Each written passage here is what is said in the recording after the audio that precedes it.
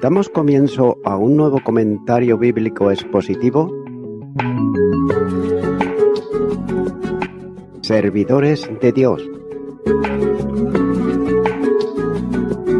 Quien te habla es Manuel Cornejo.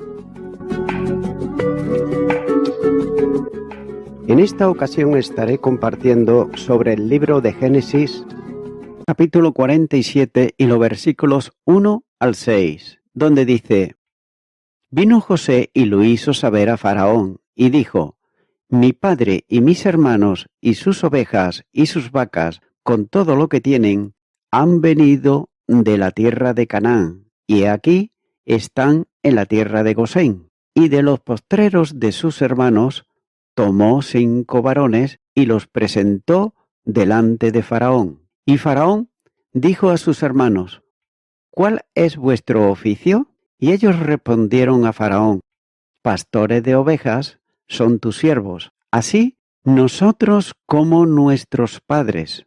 Dijeron además a Faraón: Para morar en esta tierra hemos venido, porque no hay pasto para las ovejas de tus siervos, pues el hambre es grave en la tierra de Canaán. Por tanto, te rogamos ahora que permitas que habiten tus siervos en la tierra de Gosén.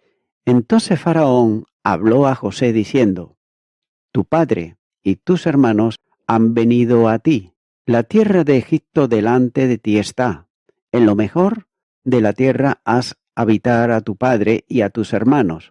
Habiten en la tierra de Gosén, y si entiendes que hay entre ellos hombres capaces, ponlos por mayorales del ganado mío.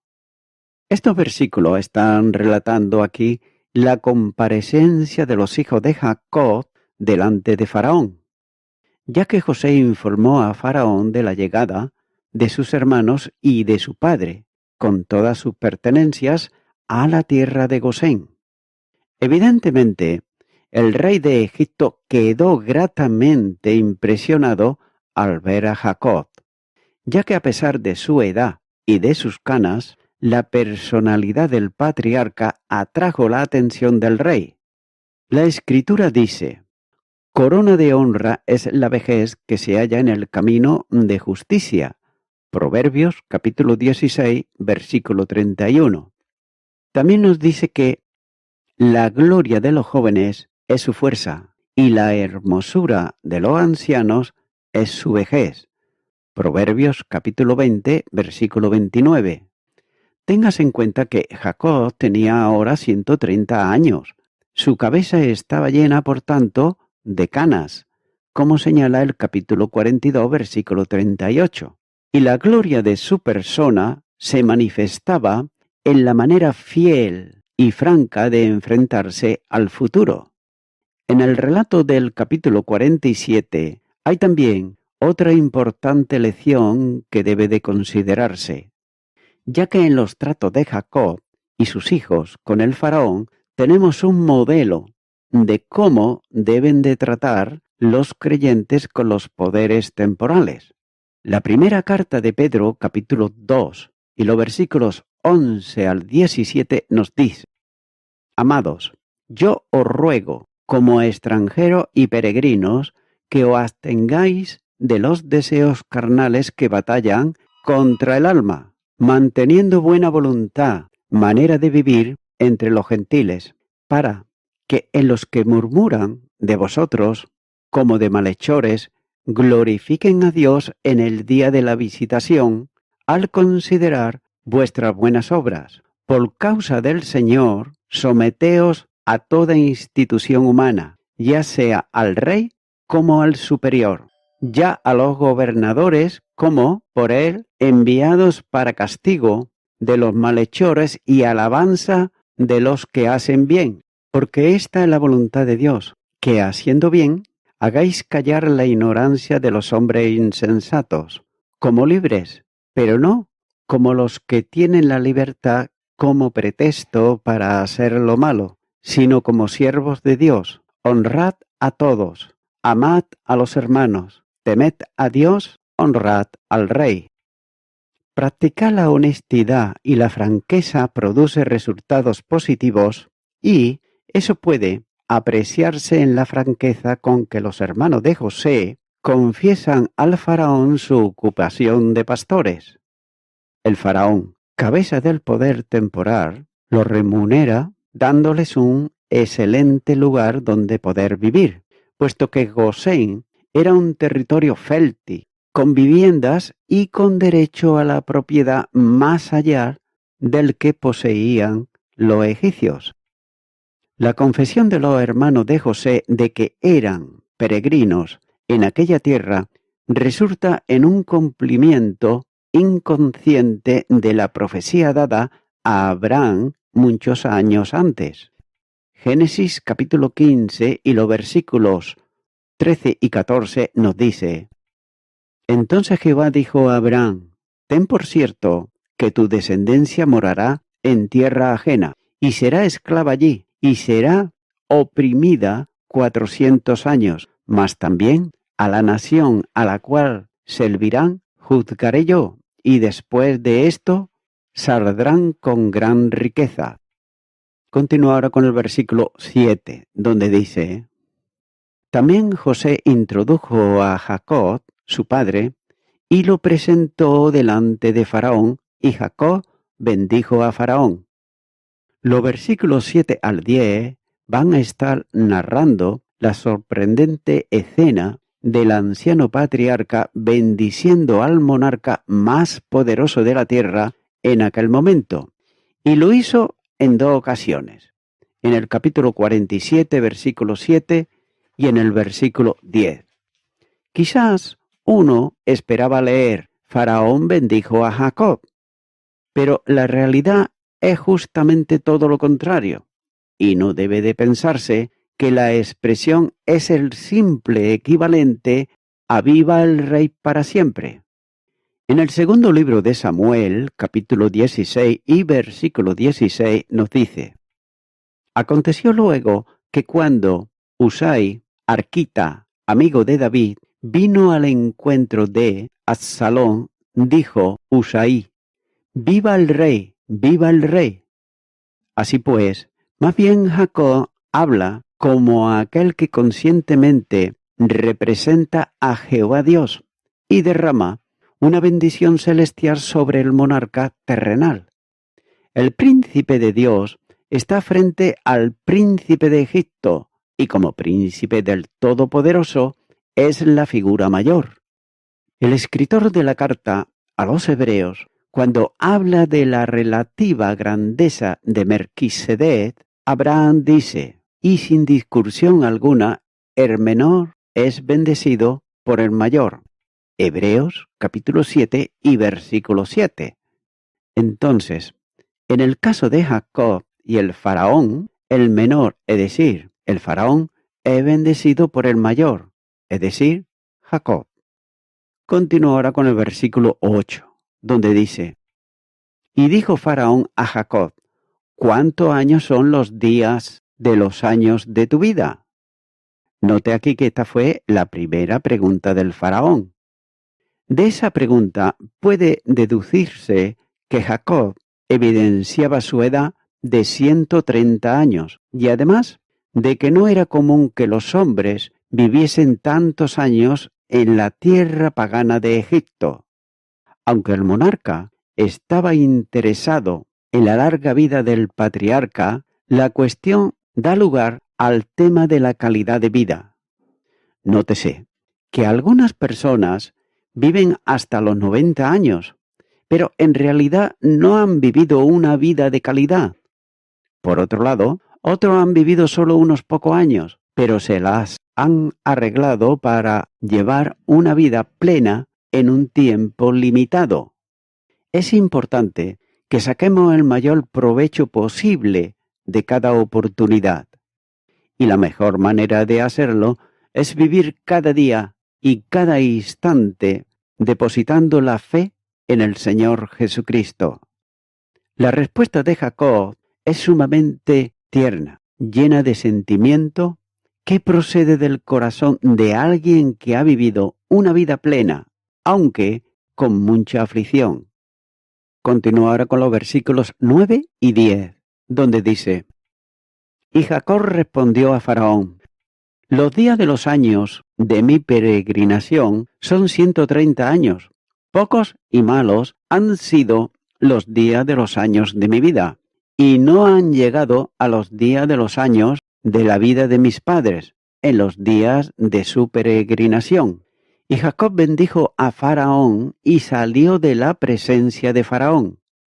En lo que a Jacob respecta, él es la personificación soberana de la vejez, ya que impasible frente al rango, como nos muestra el versículo 7 y versículo 10, también lo hace en Hebreos capítulo 7 y versículo 7, y lo hace con toda la tranquilidad, tomando una postura independiente de los acontecimientos y haciendo comparaciones sobrias con el pasado. También es un pequeño cuadro magistral.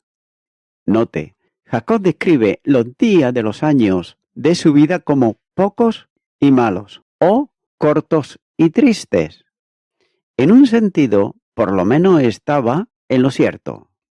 Note, Abraham vivió 175 años e Isaac 180 años. Y Jacob solo tiene 130 años, aunque vivió 17 años en Egipto, hasta su muerte. De modo que en comparación sus días fueron pocos.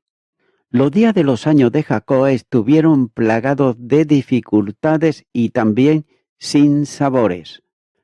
El anciano patriarca sufrió el engaño de su suegro Labán y también la maldad de sus propios hijos. Téngase en cuenta que el vocablo malos, es decir, lo desagradable de sus días, está relacionado con el hecho de que, siendo joven, fue obligado a dejar sus amigos y el hogar, y pasó algunos de los años más importantes de su vida como peregrino en una tierra extranjera. Jacob rindió varios años de servicio arduo y difícil a Labán por sus esposas, que fueron años de sequía, frío en la noche y otros problemas. Finalmente, él pudo escapar de las garras de Labán, solo para encontrarse con su hermano Esaú, quien había amenazado con matarlo. En ese momento, Jacob luchó con el ángel de Jehová, y aunque salió victorioso, su cadera quedó dañada, cosa que lo hizo cojear el resto de su vida. Poco después, tuvo también problemas con los cananeos en Siquén, debido a la insensatez de Leví y Simeón. También sufrió la muerte de Débora en Luz y la de la amada Raquel en Éfrata. En Mare tuvo que enterrar a Isaac, su padre. Sufrió también la separación de su amado hijo José por largos años. Rubén, primogénito, trajo reproche y también desgracia a la familia. Posteriormente, Judá arrastró el nombre de Israel a través del lodo de la inmoralidad sexual. Finalmente, fue obligado a separarse de su hijo menor, Benjamín. Ahora ha tenido que abandonar la tierra prometida para irse a vivir a una nación pagana. No cabe duda de que los días de Jacob fueron pocos y malos, si se contempla desde la perspectiva humana. Sin embargo, por otro lado, si miramos la vida de Jacob desde la perspectiva divina, ¿qué diremos? Por tanto, dejemos que Jacob conteste a esa pregunta en sus palabras a José, mientras bendecía a Efraín y a Manasés. En Dios en cuya presencia anduvieron mis padres, Abraham y Isaac, el Dios que me mantiene desde que yo soy hasta este día, el ángel que me liberta de todo mal. Bendiga a estos jóvenes y sea perpetuado en ellos mi nombre y el nombre de mis padres, Abraham e Isaac, y multiplíquese en gran manera en medio de la tierra.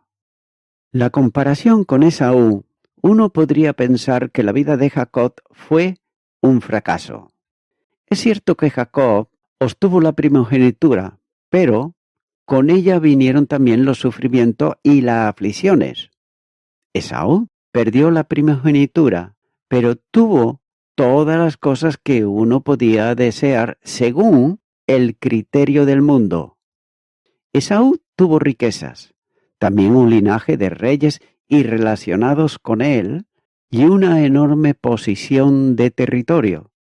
Pero así con todo, Esaú nunca hubiese podido bendecir al faraón. Pero note que Jacob sí pudo hacerlo. Es Jacob quien, con sus aflicciones, ha llegado al conocimiento de Jehová Dios y ha recibido la riqueza espiritual y las bendiciones que acompañan ese conocimiento. También es Jacob quien está capacitado para bendecir al faraón, con las bendiciones que proceden de Dios. Continuar con los versículos 11 y 12, donde dice: Así José hizo habitar a su padre y a sus hermanos, y les dio posición en la tierra de Egipto, en lo mejor de la tierra, en la tierra de Ramsés, como mandó Faraón. Y alimentaba José a su padre y a sus hermanos, y a toda la casa de su padre con pan, según el número de los hijos. Se ha dicho que Romanos capítulo 12, versículo 11 es una especie de resumen de la vida de José, ya que dice que en lo que requiere diligencia, no perezosos, ferviente en espíritu, sirviendo al Señor. José, por tanto, fue un ejemplo de todas esas exhortaciones y sus políticas están revelando sus conocimientos y capacidades como administrador. La frase en la tierra de Ramsés ha sido discutida por los comentaristas y se ha expresado también diferentes opiniones al respecto. Por ejemplo, Leopold comenta sobre esto y dice que la expresión la tierra de Ramsés es usada por Moisés proféticamente para describir más acertadamente para sus contemporáneos la región que ellos en su tiempo conocían como Ramsés, porque las ciudades de almacenamiento Pitón y Ramsés, nos dice en Éxodo capítulo 1 y versículo 11, entonces pusieron sobre ellos comisarios de tributo que los molestaban con sus cargas, y edificaron para Faraón las ciudades de almacenamiento Pitón y Ramsés. También los hijos de Israel construyeron, al parecer, estaban en ese sitio. La otra afirmación que se hace es que en esta conexión con Ramsés tenía que haber derivado del nombre de Ramsés II, su supuesto constructor. Por tanto, es errónea porque según la cronología bíblica, el éxodo tuvo lugar en el año 1449 a.C., mientras que por otro lado, Ramsés II, soberano primero, comenzó por el año 1300 a.C. Una ciudad puede llevar el nombre de un rey, pero también un rey puede llevar el nombre de una ciudad, o tanto el rey como la ciudad pueden llevar el de otra persona u otro objeto que el de un nombre familiar. Esta Ramsés es generalmente localizada por los geógrafos casi a mitad del camino entre el lago Tinsa y el Nilo. Fin del comentario de Leopold. La política de José hacia los egipcios ha sido también criticada algunas veces por considerarse demasiado severa, ya que se suele decir que en el análisis final toda la propiedad de los egipcios se convierte en posesión del monarca. En primer lugar, debe de recordarse que en el mundo antiguo se esperaba que el ciudadano pagase sus propios gastos hasta el límite de su capacidad para hacerlo. Ese principio aporta un tono moral a la vida de aquellos tiempos que está ausente en la sociedad en el día de hoy, ya que en la actualidad con frecuencia se piensa que el gobierno le debe un medio de vida al ciudadano y esa actitud es una actitud débil e inadecuada para los buenos principios de la economía, como también para la vida moral. Tengas en cuenta que las políticas de José condujeron a la salvación del pueblo, y si se le hubiera permitido arreglar la cuestión del valor de sus políticas, el asunto queda resuelto a favor de José, porque al final de la crisis del hambre, el pueblo exclama, cuando dice en el versículo 45, «La vida nos has dado, hallemos gracia en ojos de nuestro Señor y seamos siervos de Faraón». Por causa de la providencia de Dios, los israelitas estaban mejor que los egipcios. José les dio grano con la aprobación del faraón y un sitio para vivir que era una sección muy fértil del país y también el derecho de tener una propiedad.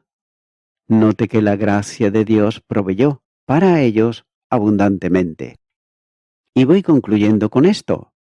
El Señor permite que la tristeza y las dificultades entren en la vida de sus hijos de vez en cuando. Cuando estamos en medio de esas pruebas, puede ser difícil ver el gozo que podría resultar. Pero sin embargo, el Señor probó su soberanía sobre todas las circunstancias de la vida de José, y Él todavía es soberano sobre los asuntos de nuestras vidas. Amigo y amiga oyente, nótese cómo ha cambiado este hombre Jacob. Primero de todo, dice que tiene 130 años y tendrá, al final, 147 años cuando muera. Por lo tanto, él pasaría 17 años en la tierra de Egipto. Pero también debe de considerarse que Jacob ya no era un trampista, un engañador. Ahora había llegado a un punto de maduración espiritual en su vida. Por tanto, él reconoce que es un pecador y no trata de crear una buena impresión ante el faraón, ya que él, Jacob, no tiene nada de qué jactarse, y por tanto él reconoce que ha sido salvado por la gracia de Dios, y por ello no se jacta.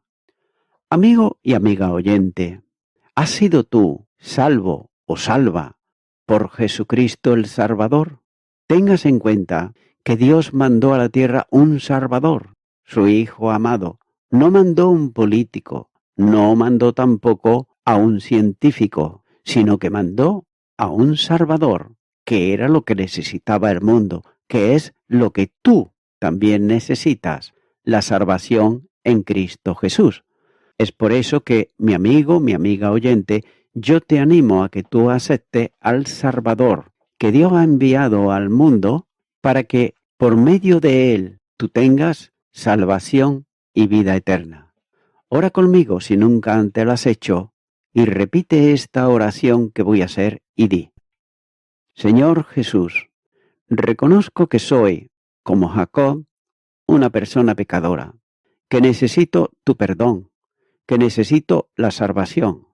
Por eso vengo ahora a ti en arrepentimiento, pidiéndote perdón por todos mis pecados y te acepto como mi Salvador. En tu nombre, amén.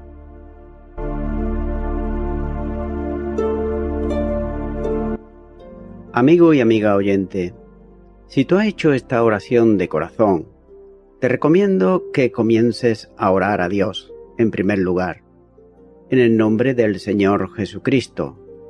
Orar a Dios no es rezar, sino que es hablar con una persona. También te recomiendo que leas la palabra de Dios y lo hagas a diario. Comienza, por ejemplo, con el Nuevo Testamento.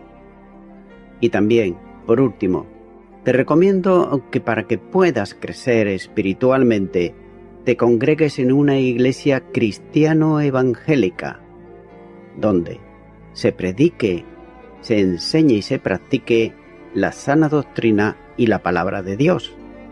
Congrégate ahí y con el tiempo podrás crecer espiritualmente y también servir al Señor Jesucristo. Que Dios te bendiga. Y a toda la audiencia, nuevamente ya me estoy despidiendo de todos ustedes y será hasta el próximo programa. Que Dios os bendiga a todos.